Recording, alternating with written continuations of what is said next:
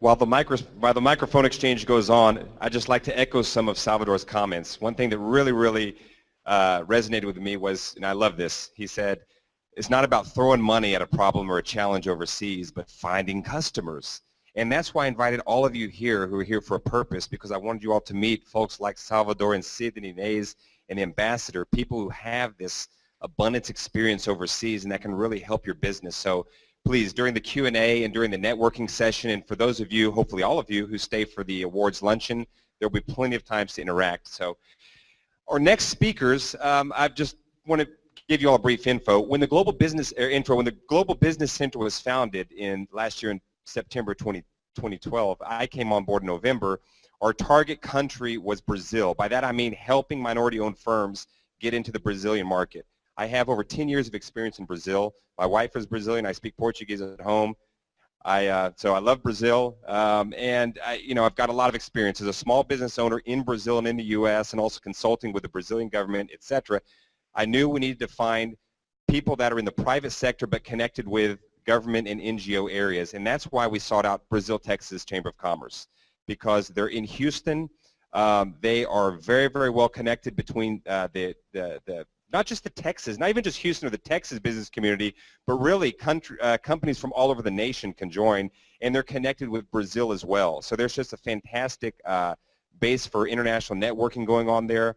They're very closely connected with the Consulate of Brazil in Houston, who does they do fantastic work in promoting U.S.-Brazilian business opportunities. So anyways, with no further ado, I'd like to introduce I'll give the bio of my two friends, but I'll introduce Sid first. Sid Silveria is the Executive Director of the Brazil, Texas Chamber of Commerce. He has an engineering background and also an abundance, decades of foreign commerce experience. And he has been developing a number of international projects in the United States since 1990, and especially in the oil and gas sector. Inez Celestrum, she is the Executive Vice President of ATEX International Corporation. She has 20 years of experience in international law and also diverse areas of international business consulting. And she is, we're going to be very honored to have her present as well. So Sid, if you would not mind coming on up here. Thank you.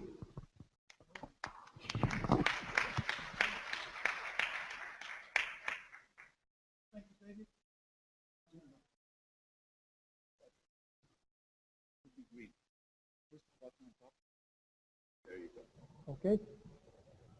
Well, thank you. Good morning, everybody. I'd like to, first of all, thank you, David and Wes, for this opportunity. It's great to be here in San Antonio.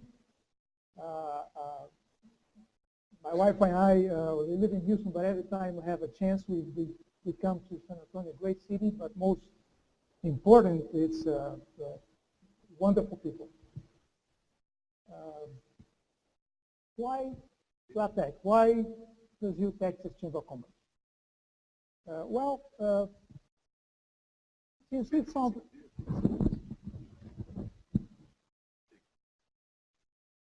found LATEC back in 2000, 2001, we have been very successful in the oil sector, oil and gas and energy business. Because at that point, Brazil was developing a great offshore field, was Campos Basin, one of the largest deep water reservoir in Brazil, and big oil Texas and Brazil had a lot of identity, and we have been very successful in that area in the last 10 years. It turns out that a couple years ago, Brazil was chosen to host two main events. One is the World Cup in 2014, and the other one is the Olympics in 2016. Well, not only, and also Petrobras had another discovery, the largest, biggest oil reservoir in the world off of the coast of São Paulo, what is called the pre-salt field. That not only enhanced and gives a lot of work, a lot of interest in between Brazil and Texas and Houston, but with the opportunity for companies to work in other areas other than oil and gas, our camera became more and more important. We see both governments, Brazil and US, opening doors between both countries, tightening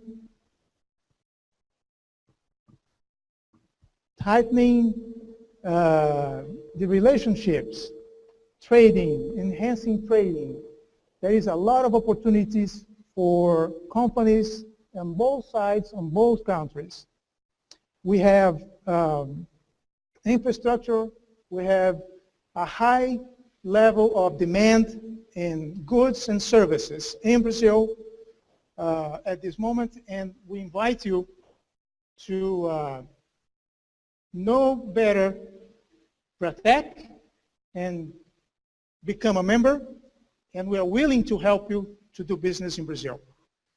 Now, to do business in Brazil, to talk a little bit more about how to do business in Brazil, I like now to invite Ines, who, like David said, is an expert. She knows much better than I do the details of how to do that.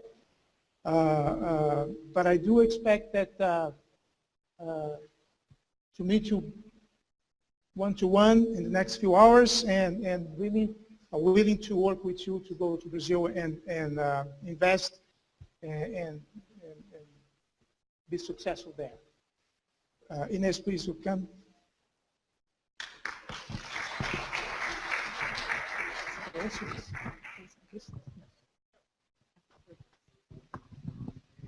Good morning to everyone. I'm here just for talking about doing business in Brazil, and I have just a few words to tell you if you want to go to Brazil or to make business with Brazilian companies. We are working with Brazil Texas Chamber of Commerce, like said and David said, and I'd like to present you a little bit about Brazil. This is our map, and if you want to make business with Brazil, I think it's better if you divide Brazil in 5 different sectors or 5 different possibilities according to the development of the country. You have south with most of people in south of Brazil are from Italy or German people, and of course the culture is different in south and north, because north you have people more from Portugal or Africans, and of course the culture is different. And you have here the 5 basic regions. I divided in 5 basic regions, and in south you have 3 states, and most of the development of this region is from agriculture, industry, and of course universities. It's a very good place to make business in these sectors. On southeast you have 3 states too. It's a large development sector in Brazil. You have São Paulo, Minas, and Rio. Everyone knows Rio de Janeiro, and Minas is very good, and São Paulo is the bigger economy in South America and in Brazil, of course. On southwest you have agriculture sector, very strong. And in northeast you have tourism and naval industries and petrochemicals. And then you have in north you have agriculture and tourism and this industry too. But if you are going to make a business in Brazil, it's better that you recognize how if your product will be more acceptable in each one these regions because of the culture, because of the local culture. It's very interesting that you make sure that your product will have acceptance in one of both these regions. The population in Brazil now is 193 million of people, and you have a very strong small business sector there, and all these are information, very fresh information, and the government, the federal government, are working hardly and put more and more power in this small business sector. According to legislation, we know that when we are going to make a business with another country, it's important for us to know about something about legislation, tax, etc. And in Brazil, we have a federal sector very strong in all legislation. And in states and municipal areas, we have not too big possibility to make laws. The law is more uniform in Brazil than United States, for example. Then you need, you don't have too much problem in when you have a choice in north or south because of the legislation. Legislation is uniform in all the country. Then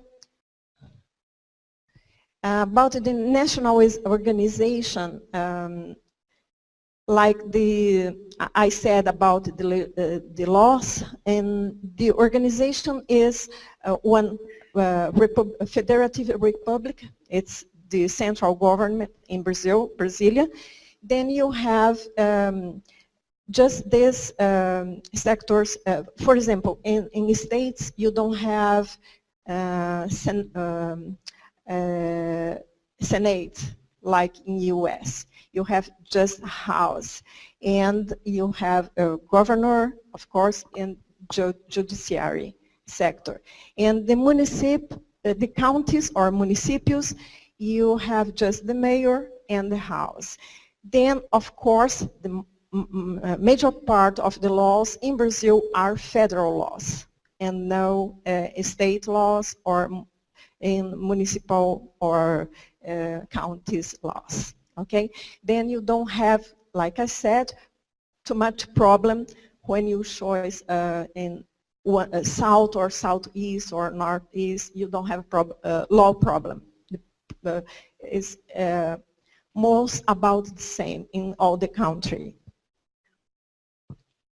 We have international partners strong in Brazil, and they are Silveria, productive cooperatives, unions, and the universities, like incubators of new business development in each region. For Silveria, you have very good support. If you are going to do business in Brazil, you have a very good support in Silveria. You can find this by website. They have most of information that you need to do business in Brazil. You probably will be we will feel secure and go through Brazil to Brazil through Silveria. I really recommend you to make one research about that. Like I said, we have all these possibilities to help you and to found a specific place or a good place or a best place for your business, for your product, if you want to sell your products in Brazil, or if you want to go to Brazil and put there your company. You can do that too.